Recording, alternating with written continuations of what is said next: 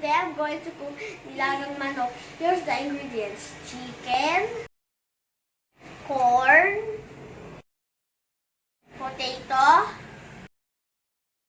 onion, pepper,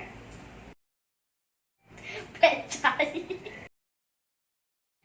cabbage, and fish sauce. First, let's put the chicken. Okay, guys. Wow, it's so big, blood. The chicken's burning. My favorite friends. Oh no, it's halfway done. Oh no, the tiny. Oh, the big, the ching. Oh no, my mommy. Oh no, no more. Chicken, onion, pepper, fish sauce.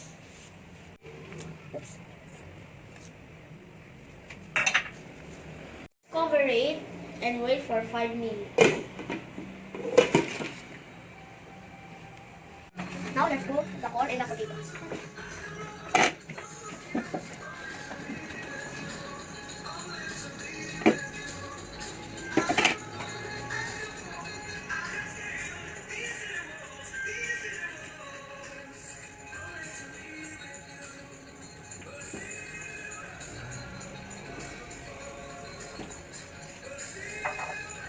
Now let's cover it and wait.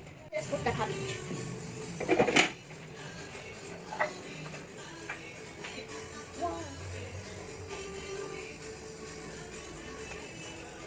And then we're going to put the pechay. Oops, guys.